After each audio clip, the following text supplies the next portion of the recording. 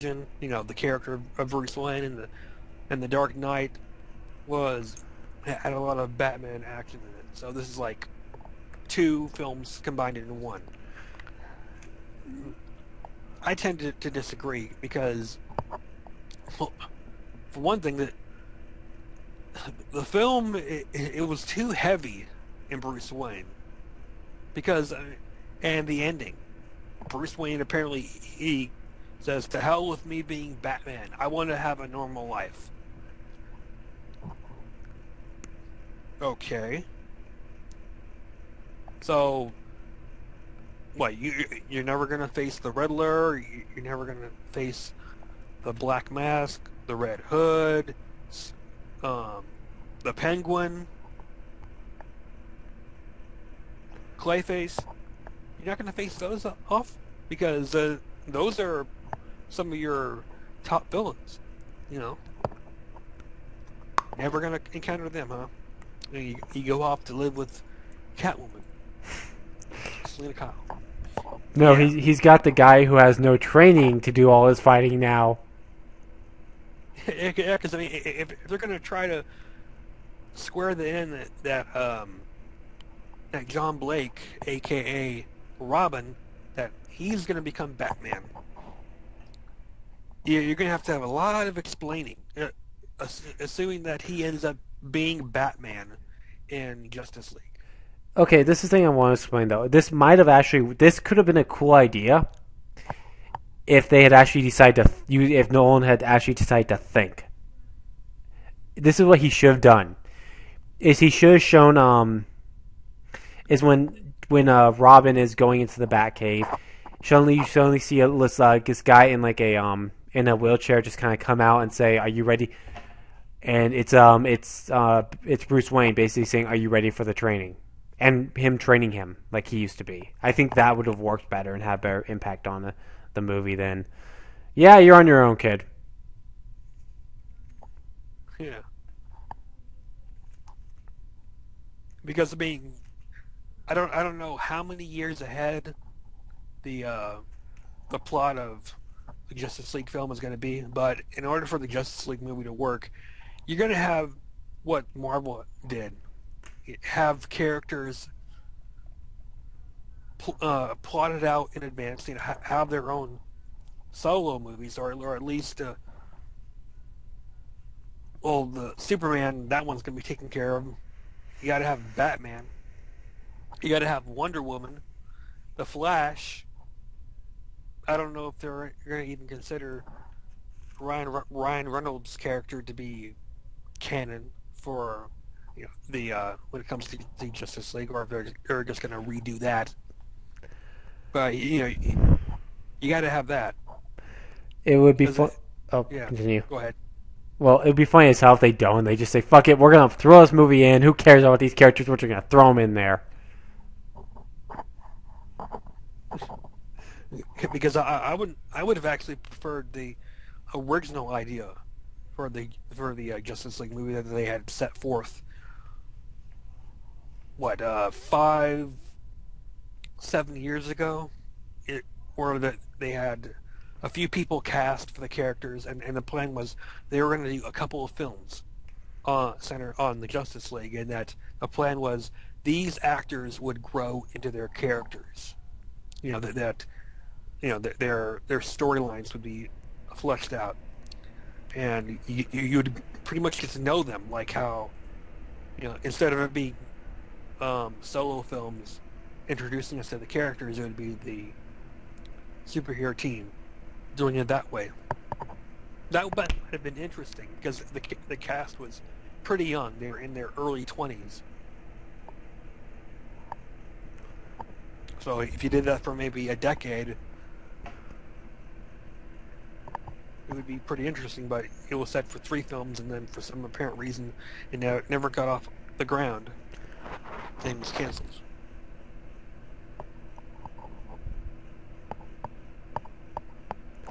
But anyways,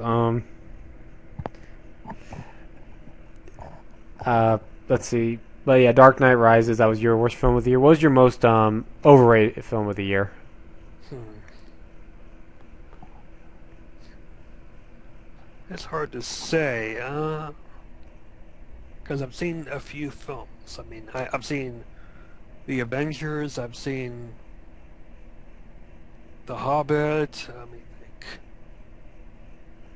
Expendables 2. The Born. Shoot, what was that? The fourth Born film. Huh. I, It's hard to well, it's hard to say overrated uh, because I mean I tend to only see stuff that interests me, and then pretty much everything I've seen this year in theaters has been good up to this point, excluding Dark Knight Rises. Now I know I said it to what pisses me off that I would give the Dark Knight Rises a second chance, and I will. But the only way I'm going to do that is when the price for the film goes down. I mean, on sale. Like if it shows up online on Blu-ray for a very low price, like maybe $10, then I'll buy it. well, But I'm not going to pay $20 or $30 for the Blu-ray. for me, the most overrated film this year was Dark Knight Rises. I don't know why people have obsessed over that film with all the fucking plot holes it has. Yeah, and I'm not knocking what pisses me off. He likes the film. I'm glad he likes it. It's just to me it's a low point. I mean, granted, it's nowhere Batman and Robin met. No way. If I had to choose between Batman and Robin and Rises, I'm picking Rises over that. I will never watch Batman and Robin ever again. You don't want to see the Bat card again? Oh no, yeah, and not even Irma Thurman, who's you could say still attractive. She's pretty young in that film, and nope, not gonna see her get beaten by Robin and say curses. Well, Robin did this a lot. Me, me, me, me, me, me, me, me, me. What was it like? Wah, wah, wah. I want, I want, I want. Because if they actually redubbed the film and had all of Robin's lines be yeah, yeah, yeah, yeah, yeah, yeah, that would be somewhat bearable. I would just skip through to the Robin parts, then you know quickly watch the back card. Actually, I would grin and bear it, but I would go through that part and go to end credits. I got a bit of a special surprise for you right now. Meanwhile, the Hold on. Meanwhile, the Batman who used to hide from the limelight and steal any hidden photographs taken of him is now making public appearances at a sexist auction where men bid on good-looking women to take out on a date.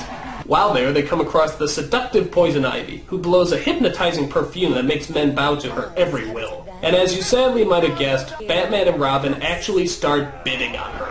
$1 million. 2 million. 3 million. 4 million. 7 million. Never leave the cave without it. A bat credit card? They gave him a bat credit card? They had the balls to give one of the greatest superheroes of all time a bat credit card? No! No! Does not compute! Does not compute! It does not compute! I apologize for that outrage. It was childish and immature. I just get a little peeved when I see one of my childhood icons carrying a bad credit card, you bastards! I'll kill you! I'll kill all of you! All of you will die! You'll get my gas! Critic is medication. Rape my childhood, will you? You'll all die! You will all die! I could not resist.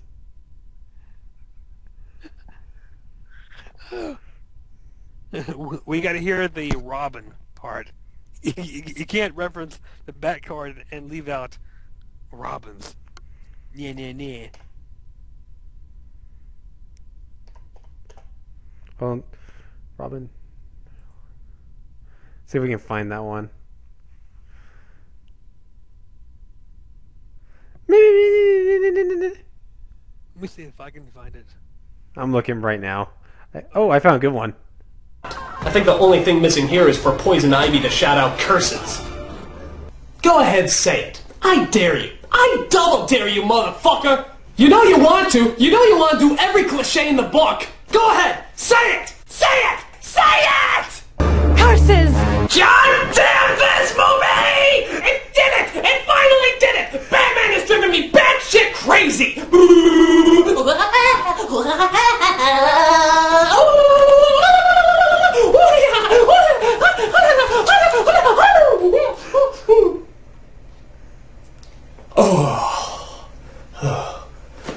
Tranquilizers. Always come prepared when Joel Schumacher's involved.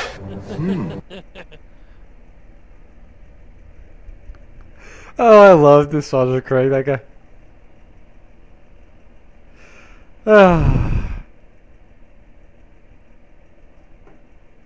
I'm desperately trying to find the Robin part. I'm positive I've seen it on YouTube before.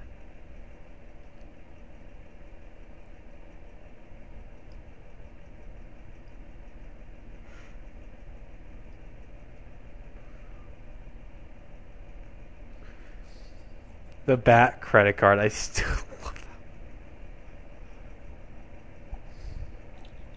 that. Nostalgia critic.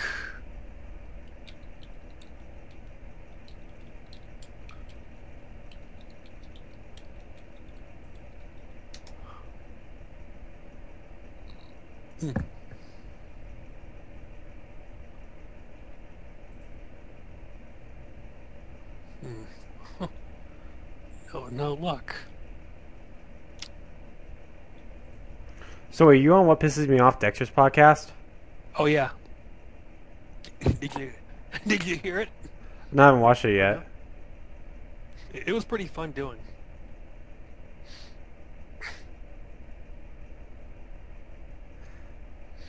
Anything else tonight you want to talk about? Or The Hobbit. sure, we can talk about The Hobbit. What do you think of it?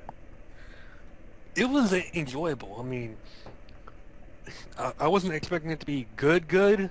You know, I was figuring, okay, it's probably going to be okay because the Lord of the Rings trilogy was, you know, great to me. I enjoyed all three films, and then I heard they were going to do the Hobbit in 3 parts. And I'm like, oh my god, that sounds like it's going to be strictly for money. And when the film started, I liked how they started the credits like almost like you're back there seeing the first film again, and the music, and then Elijah Wood's character Frodo pops up on screen, and Bilbo's home, and I'm going like, hey, I'm thinking for a second, like, did I get transported back to the viewing of the Return of the King? Because like the minute I saw Frodo show up, I immediately pictured when I was seeing the last film. Yeah. Yeah, like I said, I really loved The Hobbit. I think they did a great job with this one. I like the what'd you think? What was that one wizard, the brown? Brown? The brown wizard, what was he called? Are you talking about the one that was more involved with the woodland creatures? Yeah. You know, it was rather adorable. I mean, that was my favorite wizard. I mean, sure, I like Gandalf, but I don't know. There's something about him that struck a chord that to me that he cares about the wilderness and that was that a porcupine? Yeah. Yeah, it's like you see that the little guy sick, and the minute he gets puff goes out, he goes, you want to reach out to the screen like, save him, don't let him die. And then the spires all climb